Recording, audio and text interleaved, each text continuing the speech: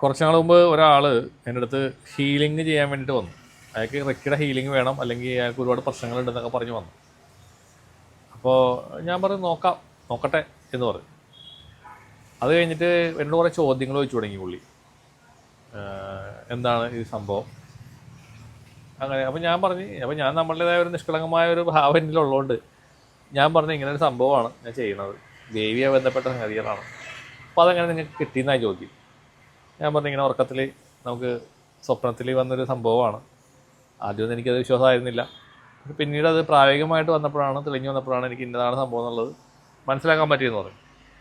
പിന്നെ അങ്ങോട്ടൊക്കെ എന്നെ ചോദ്യം തുടങ്ങി. കുറച്ച് നേരം ഒരു 10 മിനിറ്റോളം പല ചോദ്യങ്ങളാണ്. അതായത് ഇങ്ങനെ മുൾമുലയിൽ ഇങ്ങനെ നിർത്തിക്കൊണ്ടുള്ള ചോദ്യങ്ങളാണ് കംപ്ലീറ്റ് ചോദിക്കുന്നത്.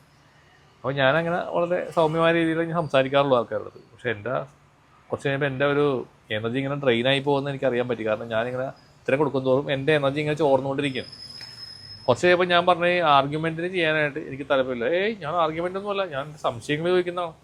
എങ്ങനെയായി പിന്നെ എന്നെ ഇങ്ങനെ ഇടയ്ക്കിടയ്ക്ക് വിമർശനങ്ങൾ കാര്യങ്ങൾ അങ്ങനെയല്ല, ഇങ്ങനെയാണ്, ഇത് സ്വപ്നമാണ്, ഇത് നിങ്ങൾ തോന്നലാണ്, വിധിയാണ് എന്നൊക്കെ പറഞ്ഞുകൊണ്ട് എന്നെ ഇടയ്ക്ക് പഠിപ്പിക്കുന്നുണ്ട്. ഇവിടെ ക്ലാസ്സുകളൊക്കെ എടുത്തു തുടങ്ങി പയ്യെ. അപ്പം ഞാൻ പറഞ്ഞു നിങ്ങൾക്ക് നിങ്ങളുടെ വിശ്വാസമായിട്ട് മുന്നോട്ട് പോകാം. അപ്പോൾ അത് കഴിഞ്ഞപ്പോൾ ലാസ്റ്റ് ഞാൻ ആ ടോപ്പിക്ക് അവിടെ സ്റ്റോപ്പ് ചെയ്തു. അത് കഴിഞ്ഞപ്പോൾ വീണ്ടും ഹീലിംഗ് ചെയ്യണേ പറ്റിയായി. അപ്പം ഞാൻ പതുക്കെ അവിടെ നിന്ന് ഞാൻ പറഞ്ഞു ഹീലിംഗ് ഇപ്പോൾ ഞാൻ ചെയ്യാറില്ല, അപ്പോൾ കുറച്ച് നാളായിട്ട് ഞാൻ നിർത്തി വെച്ചേക്കാണ് എന്ന് പറഞ്ഞ് രക്ഷപ്പെട്ട് അവിടെ നിന്ന് പോകേണ്ട വന്നു. കാരണം ഇതുപോലുള്ള ആൾക്കാരെ ഹീലിംഗ് ചെയ്യാൻ പോയാൽ പിന്നെ ഈ ഹീലിംഗ് ചെയ്തിട്ട് വലിയ കാര്യമുണ്ടോ? ഞാൻ എൻ്റെ എനർജി ട്രെയിനാക്കൽ മാത്രമേ ഉണ്ടാവുള്ളൂ. ലാസ്റ്റ് എനിക്ക് കുറ്റവും എന്നെ ചീത്ത പറഞ്ഞുകൊണ്ട് ഇയാൾ എൻ്റെ പുറകെ വരികയും ചെയ്യും. അപ്പോൾ ദയവ് ചെയ്ത് ഞാൻ പറയണ വേറൊന്നുമില്ല, നിങ്ങൾക്ക് വിശ്വാസം ഇല്ലെങ്കിൽ ഇത്തരം കാര്യങ്ങളിലേക്ക് നിങ്ങൾ പോവാതിരിക്കുക. എന്തിനാണ് നിങ്ങൾ ഒരാളുടെ സമയം കളയുന്നത്, അയാളുടെ എനർജി കളയുന്നത്? നിങ്ങൾക്ക് വിശ്വാസം ഇല്ലെങ്കിൽ നിങ്ങൾ അങ്ങോട്ടേക്ക് പോകരുത്. അതിൻ്റെ പുറകെ പോയി ട്രോൾ ചെയ്യാനും വിമർശിക്കാനും ചീത്ത പറയാനൊന്നും വല്ല കാര്യമുണ്ടാകും. നിങ്ങൾക്ക് വേറെ എന്തെല്ലാം ആൾക്കാരുണ്ട് നിങ്ങൾക്ക് വിമർശിക്കാനായിട്ട്. ഏതെല്ലാം ടോപ്പിക്കുകൾ കൈകാര്യം ചെയ്യുന്ന ഒരുപാട് ആളുകൾ ഇവിടെ ഉണ്ട് യൂട്യൂബിൽ. അല്ലെങ്കിൽ നിങ്ങൾക്ക് വിമർശിക്കാൻ പറ്റിയ ആൾക്കാർ ഒത്തിരി പേരുണ്ട്. ഈ പാവപ്പെട്ട ഈ ആത്മീയവാദം സഞ്ചരിക്കുന്ന ആൾക്കാരാ നിങ്ങൾക്ക് ഒന്ന് വെറുതെ വിട്ടുകൂടെ എന്നാണ് എൻ്റെ ചോദ്യം.